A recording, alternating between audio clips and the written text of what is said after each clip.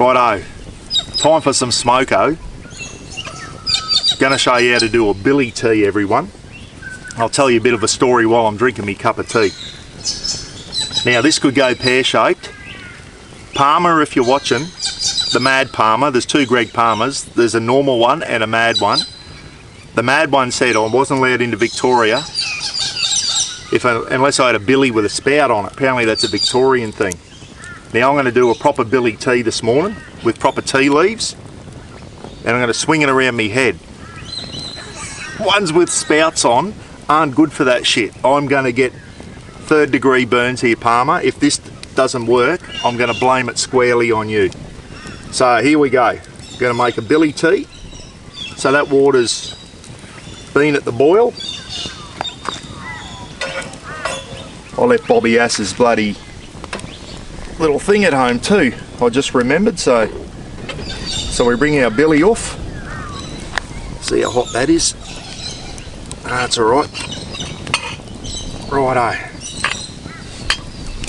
Now, how much tea do we put in? I don't know.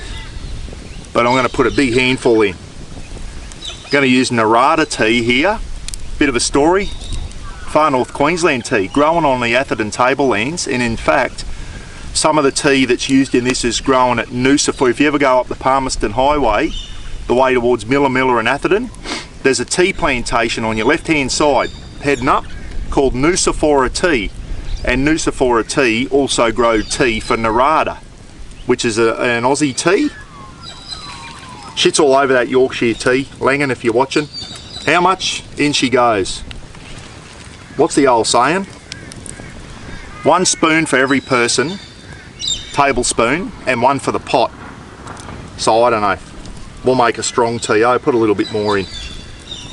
Righto, put that aside, and with your cleanest stick you can find, we're going to stir it. Going to stir that in with a clean stick that Rafa hasn't pissed on, hopefully. Might add a bit of flavour. Give it a stir. That'll be a strong tea, I reckon. And I'm going to let that sit for 5 minutes. And you're probably thinking, Buck, you're going to get tea leaves everywhere. Well, I've got a strainer, but I'm going to do the swing around the head thing. Everyone thinks swinging it around your head's what mixes the tea through. It doesn't. So you give it a stir, let it sit, let it brew. That's where it comes. Let's have a brew. You let it brew 5 minutes or so, and then I'm going to swing it around my head. And what that does is it settles a lot of the tea leaves to the bottom, so when you pour it, you don't get so many tea leaves in there. That's what I've been told anyway, and that's the way I'm going to do it. This could get messy. I had a practice go this morning, and water comes out of the spout when you're spinning it. And normally you do it with a billy that does not, you don't even need a lid on it really. The inertia should keep it in there. Anyway, let that brew for 5 minutes. Do that, do it a swing. This could be a good blooper, and I could end up, what's the closest hospital here? I'm trying to work it out. I'm in the middle of nowhere. It could be a long haul to hospital if this goes wrong. Anyway, then later after me cup of tea, we're going to go and cut a bit more firewood with the old Ryobi chainsaw. This stuff here with the holes in it, bloody burns really good once you get it going. Righto, do your stuff. We'll come back, we'll do the swing, and then we'll pour a bush cup of tea, tell you a story about my old man. Tell you what, that's not the best quality billy in the world. I got it from BCF. I've got a better one at home, a stainless steel one. That looks, oh geez, this could go bad. Anyway, I'm only going to do 2 swings, and I'm going to quit while I'm ahead if it doesn't go bad beforehand. But that's a dodgy looking billy, Palmer. Dead set. Anyway, I know a little bit will come out of the spout. Hopefully it won't get me. So, got to work her up first, guys. Don't just think, you got to get the inertia going. And if these little clips on the side let go, the billy going to end up over there. Oh dear.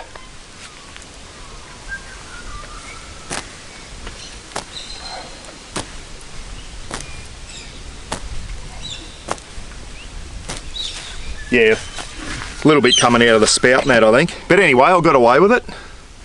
Quit while I'm ahead. Righto. Hopefully that has settled the tea leaves to the bottom. We'll go over and pour her in, and we'll get into it. Rightio. All the old bushies out there are going, Buck, you've gone soft, you're using a tea strainer. Just bloody drink tea leaves and all. You can do that, bit of roughage. But I've got a tea strainer, why not use it? Might as well, I bought it. And yeah, few floating on the top there, but the majority of the tea leaves will be at the bottom now. So I don't want to re-stir that and mix them all up. Stirred it, let it brew, give her a swing, get most of them to the bottom. And now we'll give her a pour, eh? So hopefully, oh geez, that's bloody, got some heat in it still. On with the old King Brown's bloody camp oven mitt. These are good, these things. I left Lukey Reed's Tassie Devil mitt at home. Keep forgetting to put shit in, eh? Here we go. Give her a kick, as Dad said, got to kick it. This is shit belly Palmer. Absolute shit belly, but it does the job. Leaking out of the lid.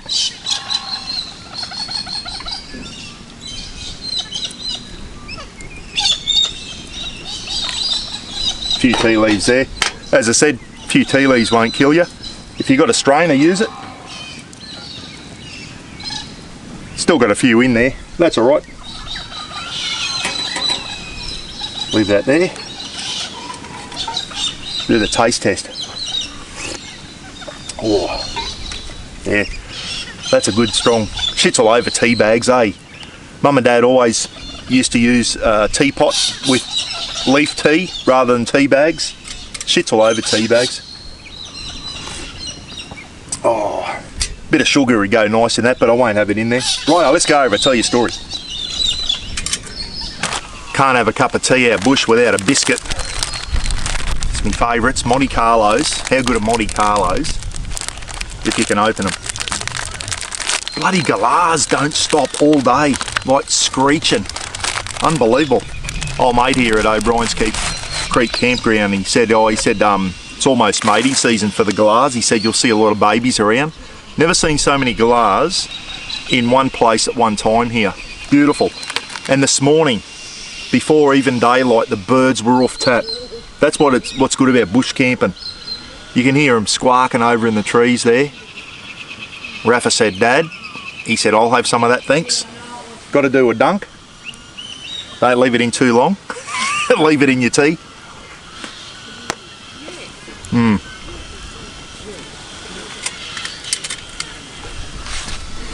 You know, some people go, I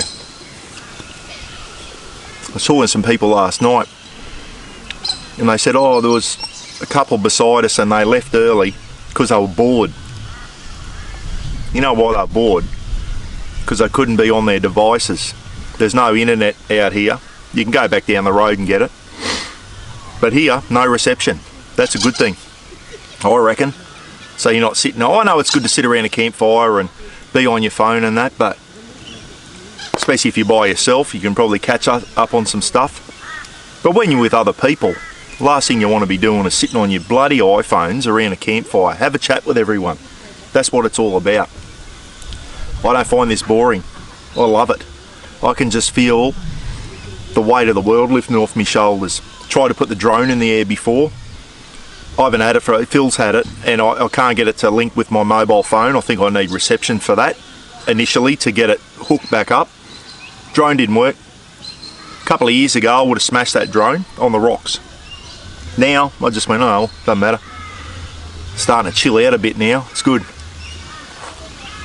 Where are you, Rock? Where are you, buddy? Here. He's under the chair. I knew he wouldn't be far away he knew I had a biscuit. Yeah, this is what it's about, eh? Just getting out and getting away from the internet for a while and your phone. It's just, yeah, we just become too reliant on. Anyway, that's not the story I was going to tell you. When I do that billy thing, it reminds me of my childhood, guys. Early 1971 to 1974, we lived out in a little town right out, and I mean right out in West Queensland, called Cunnamulla. I'm a Cunnamulla fella. There was actually a song called Cunnamulla fella. Anyway, big indigenous population that out there. Dad was a cop out there. Senior constable back in the days when the Queensland cops used to wear khaki uniforms, guys, out bush. The old khakis. What a smart looking police uniform that was. Bit similar to the West Aussie cops used to wear khaki. Dad was a senior connie out there. Went out, he did about 14 years in Brisbane, and then we went out and he did some country stuff, and that's where me and Ken, the Gidgee, were brought up as kids. Brought up as kids, sorry, not bought. Brought up as kids out in West Queensland. Little country towns. What a great way to, as a kid, those country towns. Cunnamulla. Gidgee doesn't remember much about Cunna. He was only a very young, like a baby to 4 years old or whatever. I started primary school out there, so I've got some memories of it. And one of them was just how hot and isolated and how many flies there were and all that type of stuff. We lived in the police house behind the police station, and there was a watch house in our backyard. And when I say a watch house, it was a corrugated iron shed, and inside there were some cells, about, I don't know, 5 or 6 cells.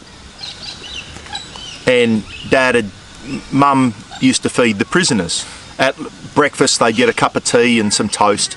At lunch, Mum would make them 2 rounds of sandwiches, like, you know, just normal sandwiches, cup of tea again.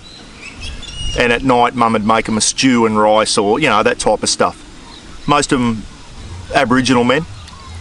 And Dad would say, "Come on, son, come down and help me feed the prisoners." You wouldn't do that anymore, would you? This is the old days. So I'd carry the sandwiches down, say it was lunchtime. I'd be carrying all the sandwiches for the prisoners, and Dad would have a billy of black tea. And I mean a billy, like a big steel billy with a thing on it, no lid, and he'd have black tea in it. And this is where the story goes. I remember walking behind Dad, and Dad would be, or beside him, sorry. Dad would be swinging the billy from the house all the way over to the watch house. Dad would be swinging the billy around his head, getting the tea leaves to the bottom. And he'd go in and he'd open up the outer door that goes into the exercise yard, and then most of the prisoners would be around there, and we used to feed them. And I'd give all the prisoners a sandwich, mostly, and I always remember the old Aboriginal men. And they go, "Thanks son, thanks young fella." They were always really polite, and they'd have a old ceramic, not a ceramic, what's that, like tin cup, big tin cup, and Dad would pour him out a black tea. "Thanks, Sarge." They'd always call him Sarge, and that's what I remember as a kid, you know, when we'd go down and unlock them in the morning and give them a cup of tea and some toast, and they were actually in their cells, and the cells were basically just had a big steel door with one of the big padlocks. The key was about that long, and they used to just lie on a wooden floor, no beds, on a wooden floor with an old horse blanket, no pillows, just a horse blanket, and they were on the floor. That's what she was like in the old days, guys. I still remember that shit. I remember going to the pubs in Cunnamulla. Black fellas weren't allowed in there. Black fellas weren't allowed in the pubs. We'd be there having a cannery. Me and Mum and Dad, me and Gidgee, you know, having a counter meal. Mum and Dad be having a beer, and you'd see the black arms come in through the grates at the back of the pub, grabbing their drinks, and off they go. Weren't allowed in the pubs. Come a long way, haven't we? But anyway, they're fond memories, you know, and Dad would never have taken me down there if there was any bad sort of prisoners there. You know, they're probably in for domestic violence or whatever, but I remember Dad used to play Santa Claus out in Cunnamulla on the fire truck, and we'd go out. I used to go out on the fire truck with Dad. Dad was Santa, dressed up as Santa, giving all the Aboriginal kids a present just before Christmas, and they were all living in corrugated iron shacks and that down by the river, like a South African shanty town. That's how it was back in the early 70s, guys, and it's not that long ago, really, is it? It's when I was at school. I still remember that shit. But every time I do a billy tea, I always think of Dad going down to the watch house to feed the Aboriginal men and bloody give them a black cup of tea. You know, I've still got it at home. I'll show you on another clip. The old log cabin tobacco tins. One of the old fellas did a portrait of Mum. Didn't look anything like Mum, but it was still pretty well done. on the top of a tobacco tin. Pretty sure I've got that at home somewhere. And another one was, they used to get an emu egg and put a little pinprick at each, blow the thing out, and used to do artwork on the outside of emu, and they presented Dad an emu, like an engraved emu egg. It was beautiful, like beautiful artwork. Geez, they were clever. They had a lot of respect for the police back then, you know, like even though the cops would lock them up, they knew they'd done the wrong thing, and but they always showed a bit of respect to the coppers, and the coppers always used to treat them well. I never ever saw Dad yell at them or do anything, always treated them well, and you know, it's bloody good memories. Anyway, the sun's coming out, might throw the solar panels out, finish my cup of tea, we'll go and chop some firewood, throw me runners on.